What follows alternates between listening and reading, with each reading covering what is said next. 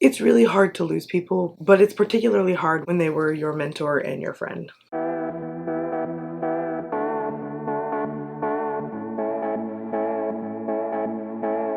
Hello everyone, welcome back to Friendeavor. As you can probably hear, my voice is quite scratchy and sounds pretty terrible.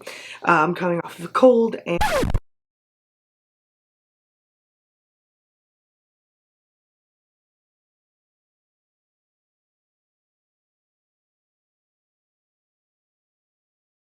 and I will try to keep this video short so that you don't have to listen to my horrible scratchy voice the entire time. As I opened up with saying, it's really hard to lose people, and a few videos ago I mentioned about how I lost a friend back in 2017 and how it was very, very hard, and this is not the video where I talk about that, but I do have experience with it, and it is like the least fun thing that you can go through. Fun is not even the beginning of the right, like, it's really hard. More recently, I lost a very close friend of the family. He was a mentor, he was a confidant, he was a listening ear anytime I needed one, and he taught me a lot. I knew him my entire life, and he taught me so much. Some videos back, I actually did a video about a piece of advice he gave me, and I want to reiterate that piece of advice today, and I want to tap into one other thing that he taught me that I just want to share kind of like in honor of him. The first thing is that you are the only person who can pick your friends. More specific to his advice is you, whoever this nameless you person is, in your own mind, it's going to be different for everybody, but in your own mind, you know who this person is.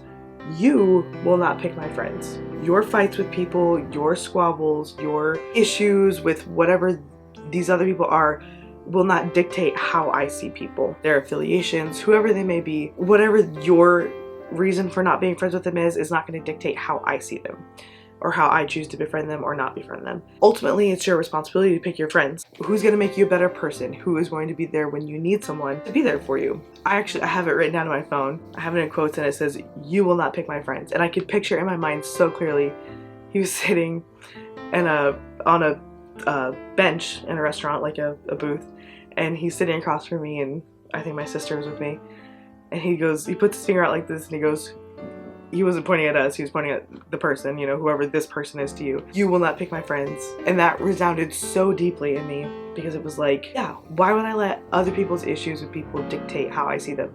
And their issues that they have with them might be extremely valid.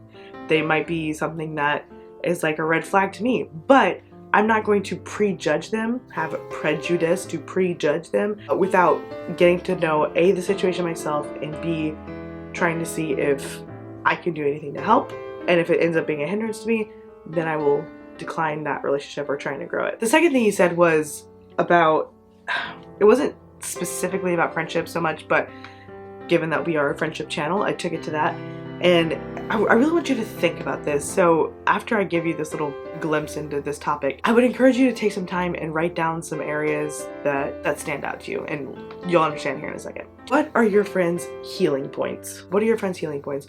What do you know in your mind just from knowing those people? What is something that they're working through? It could be a trauma from their past. It could be a new struggle that they're working through.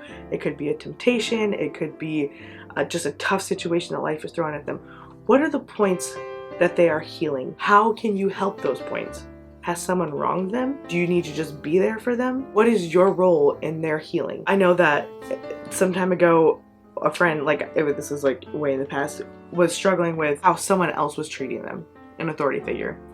And it's like, I couldn't do anything about it, but I could be there for them. I could love them and support them and show that I was there for them, and I understood what they were going through. And then like the other side of that is, don't try to riff on those trauma points. Don't like try to make jokes at, you know, at that expense or whatever, even if it's in the name of, oh, that's how I deal with trauma. If it wants to be humorous, if they want it to be something that is like a laughing point, like at that point it's no longer a healing point, it's a laughing point, it's a, you know, whatever. I think you understand what I'm saying, but don't jump the gun on their healing. You wouldn't want someone to do that to you. So after you just heard all that, I would encourage you, take out a piece of paper. If you have the 365 journal, in the back there's like sheets of empty notebook paper for stuff like this.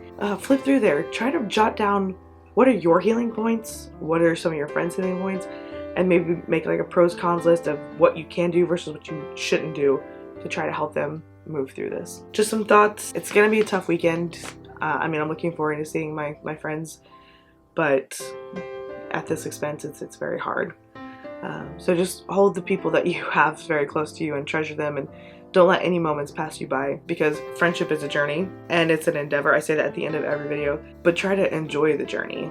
Like, journeys have ups and downs and you don't know what's coming down the line, but just try to hold those people close and appreciate them, and tell them how you feel while you have the chance. I feel blessed. I was able to get a message to him in his last week or so of life, and I got confirmation that he heard the message and read the message. So I felt like such a peace being able to connect with him one last time. So don't wait. It may even seem a little bit awkward, but tell them why. Tell your person that you're expressing how you feel about them to why you're doing it. Maybe it'll make it a little bit less awkward, but in the long run, you'll feel better that you did. I already mentioned it, but I'll say it again. Friendship is a journey. It's an endeavor. I'll see you next time on Friendeavor.